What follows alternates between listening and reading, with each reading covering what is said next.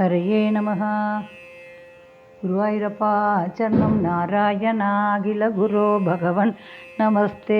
ಸರ್ವತ್ರ ಗೋವಿಂದ ನಾಮ ಸಂಕೀರ್ತನಂ. ಗೋವಿಂದ ಗೋವಿಂದ. தசகம் 72. அக்ரூரர் கோகுலம் வருதல்.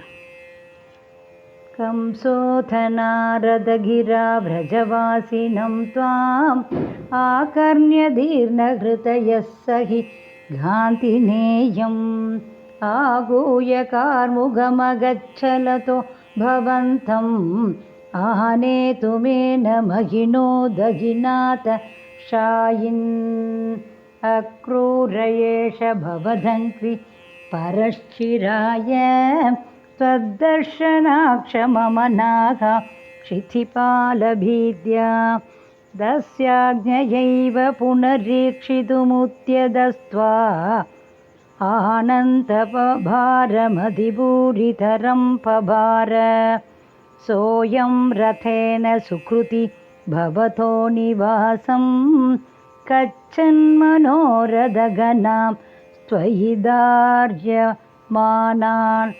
आस्वादयन्मुकुरपायभयेन दैवं सम्प्रार्थयन् पतिन किञ्चिदभिव्यजानात्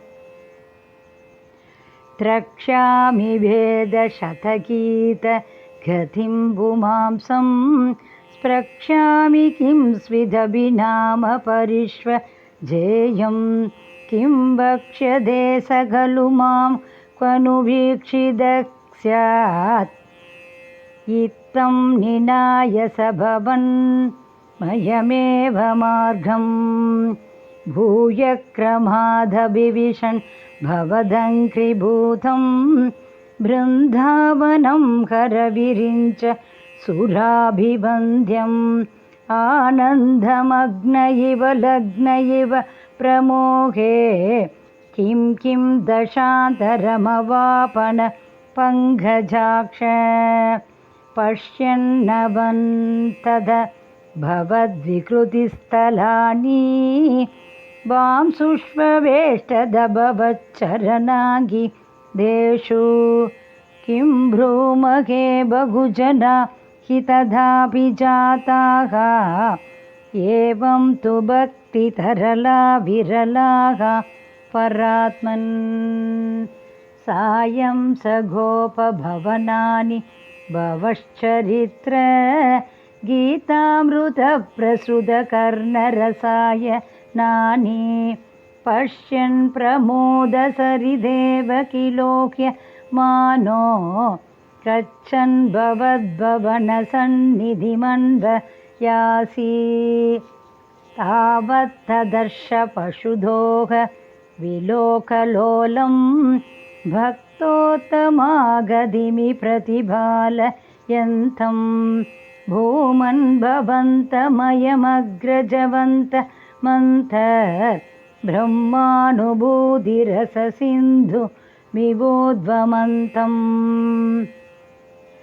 सायन्तनाप्लवविशेषविविक्तगात्रौ त्वौ भीतनीलरुचिराम्बर लोभनीयौ नादिप्रपञ्चधृतभूषणचारु वेषौ मन्दस्मितार्द्रवदनौ स युवां तदर्श दूरात्रदास्वमवरुह्य नमन्तमेनं दूरात्रतासमवरुह्य नमन्तमेनम् उत्थाप्य भक्तकुलमौलिमधोबगूहन् हर्षान्विताक्षरगिरा कुशलानुयोगी पाणिं प्रगृह्य सबलोत गृहं निनेथ नन्देन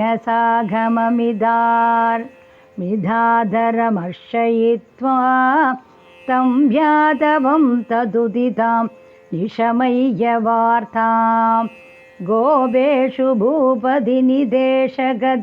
निवेद्य नानागदाभिरिहदेन निशामनैषीः चन्द्रार्गृहे किमुत चन्द्रबकागृहेणु राधागृहेणु भवने किमु मैत्र विन्धे दूर्दो विलम्बत इति प्रमदाभिरुच्चैः आशङ्कितो निशिमरुत्पुरनाथ पायाः।